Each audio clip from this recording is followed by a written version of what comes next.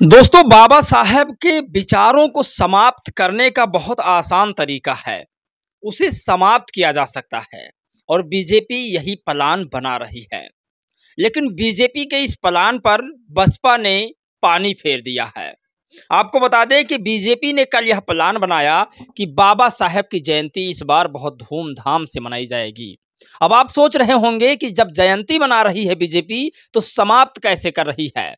तो आज उसी चीज को हम आपके सामने रखेंगे, उसी खबर को आपके सामने रखेंगे, जिस खबर को बीजेपी ने अंदर ही अंदर षड्यंत्र के तहत रच रखा है।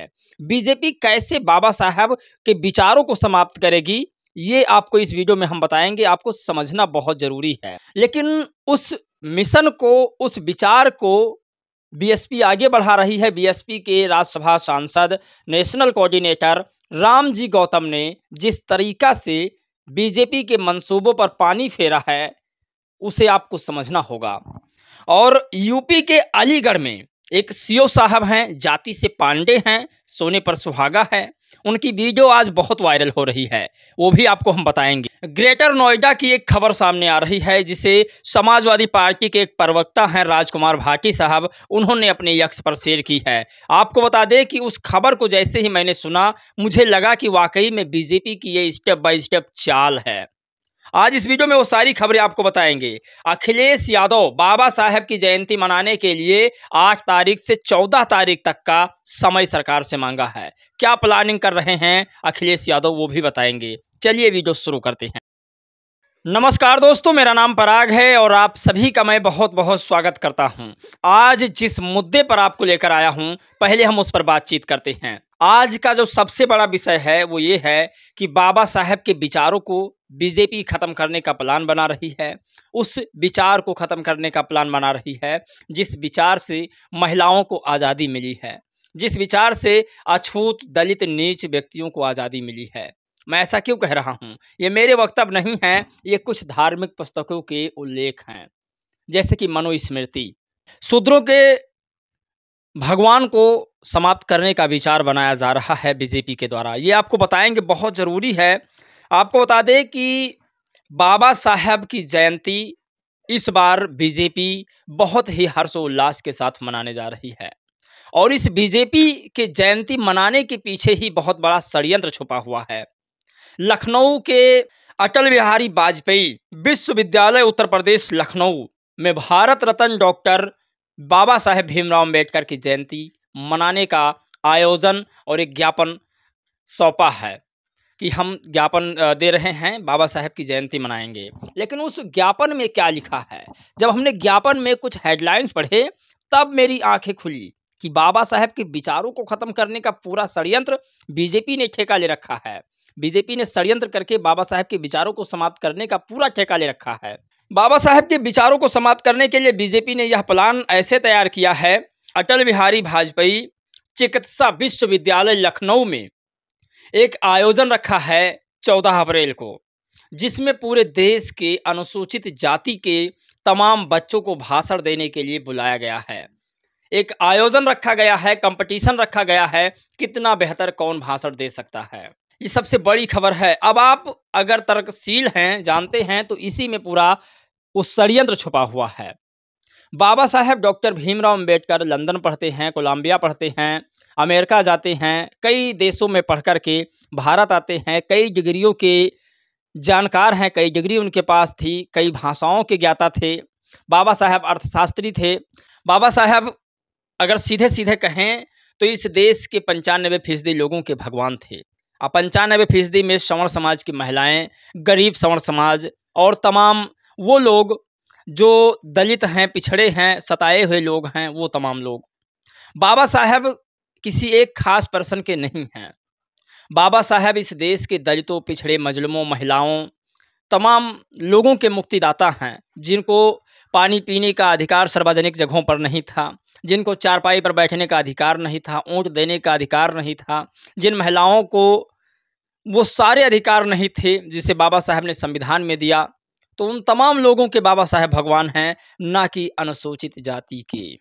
अब बाबा साहब की जयंती बीजेपी मना रही है, दलित समाज खुश हो रहा है, लेकिन जो पॉइंट की बातें हैं उसे नहीं वो समझ रहा है।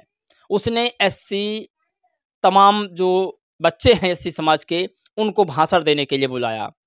लेकिन क्या सिर्फ एससी समाज के बच्चों को बुलाना उचित था? जब बाबा साहब सबके हैं, तब उन्हें सभी लोगों को बुलाना चाहिए था, सभी बच्चों के भाषण वहाँ पर सुनने चाहिए थे और उन्हें कंपटीशन में भागीदारी देना चाहिए था। लेकिन नहीं, बीजेपी का प्लान यही है कि सभी जो भारत के निवासी हैं, उनके दिल से बाबा साहब के लिए जो जगह बनाई है, उसे ख़त्म कर देना। बाबा यानी कि बाबा साहब डॉक्टर भीमराव अंबेडकर सभी के हैं, यह जो विश्वास है सभी लोगों को, इसे ख़त्म कर देना। बाबा साहब सिर्फ दलित बिरादरी के हैं, यही चीज़ लोगों के अंदर रखना। ये पूरा षड्यंत्र है बीजेपी का और इसको पूरी तरीक़ा से खंडित जो है बहुजन समाज पार्टी ने किया है। बहुजन समाज पार्टी के नेता हैं और राज्यसभा सांसद हैं, नेशनल कोऑर्डिनेटर हैं रामजी गौतम। रामजी गौतम जो है बहुजन समाज पार्टी का देखरेख करते हैं और उन्होंने इस बात को खंडित किया है कि बाबा साहब डॉक्टर भीमराव अंबेडकर आधुनिक भारत के साथ साथ विश्व के सबसे बड़े, महान और सुंदर संविधान निर्माता थे। बाबा साहब सिर्फ एससी एसटी के ही नहीं, इस देश के महानायक थे, महापुरुष थे, पूरे राष्ट्र के आइकॉन हैं। बाबा साहब ने देश की बहुजन समाज के साथ साथ भारतीय नारियों के भी उद्धारक थे, यानी कि भारतीय नारियों की भी उद्धारक थे। तो बाबा साहब के ऊपर विशेष जाति का ठप्पा लगा करके बाबा साहब की जो पहचान है वो सिर्फ दलितों तक सीमित रख के बीजेपी का ये षड्यंत्र नहीं, चाल नहीं तो फिर क्या है। आप भले ही बीजेपी वाले बाबा साहब की जयंती मनाओ, लेकिन आप जो षड्यंत्र रच रहे हो ये दलित, पिछड़े, आदिवासियों के लिए उचित नहीं है। बाबा साहब को एक जाति तक सीमित रखना ये गलत है, क्योंकि बाबा साहब ने दलित, पिछड़ा, आदिवासी, महिला, सर्व समाज के गरीब लोगों के ऊपर विशेष ध्यान दिया है। अब बात करते हैं कि कल और क्या हुआ ग्रेटर नोएडा में, उसके बाद सीओ साहब पर भी चलेंगे। ग्रेटर नोएडा में कल मनु महोत्सव 2025 का आयोजन हुआ था। आपको बता दें कि इस आयोजन में मनु को महान बताया गया, मनु को विद्वान बताया गया और मनु को भगवान बताया गया। आपको बता दें कि मनु जो है, मनु स्मृति के लेखक थे, वही मनु स्मृति जिसे बाबा साहब के सहयोगियों ने जलाया था। बाबा साहब के सहयोगी जो थे वो 2 ब्राह्मण दोस्त थे, उन्हीं दोनों ब्राह्मण दोस्तों ने उस मनुस्मृति का दहन किया था। आपको बता दें कि मनुस्मृति महान है, मनुस्मृति लिखने वाले महान हैं। ये ग्रेटर नोएडा के एक आयोजन महोत्सव में कहा गया है, लेकिन सबसे बड़ी खबर उसमें ये है कि 90% उस आयोजन में शूद्र समाज के थे। वो शूद्र समाज जिनको मनुस्मृति पढ़ने की आज़ादी नहीं देती, धन अर्जित करने की आज़ादी नहीं देती। मनुस्मृति ऊपर के 3 लोगों को शूद्रों से सेवा कराने की अनुमति देती है। शूद्रों को कहा जाता है कि धार्मिक पुस्तकें ना पढ़ें, साइंस ना पढ़ें, आगे बढ़ ना सकें। वो लोग आज मनुस्मृति आयोजन में शामिल हो रहे हैं। ये बीजेपी वाले का पूरा षड्यंत्र है। राजकुमार भाटी का ये कहना है।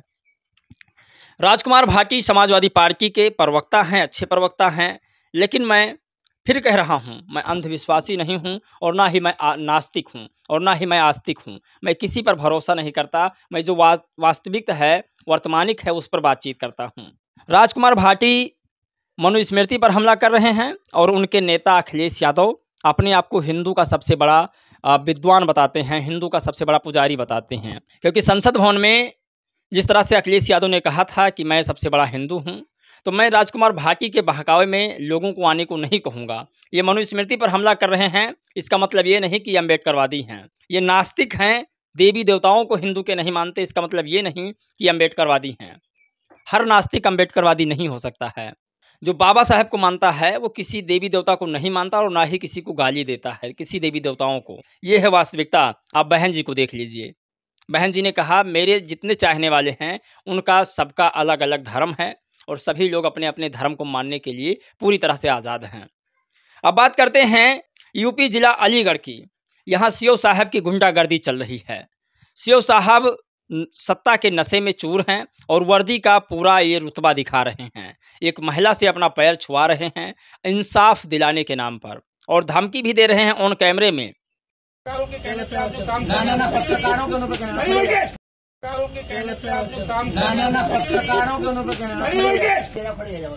पत्रकारों को कुछ नहीं करूंगा, मतलब जी जो करना हो कर लीजिएगा। ना पत्रकारों को उनके कहने पे कोई नहीं, खड़े जाओ। आप फुटेज देने के लिए यहाँ पर काम कर रही है। सोचिए, ये यूपी की हाल है जहां योगी आदित्यनाथ कहती है कि पुलिस और जो पब्लिक है उसमें दोस्ताना है, पुलिस और पब्लिक का प्रेम है। ये योगी आदित्यनाथ का कहना है। तो सीओ साहब को मैं बस इतना ही कहूँगा कि इस देश में संविधान चल रहा है और आपको संविधान के हिसाब से ही चलना होगा।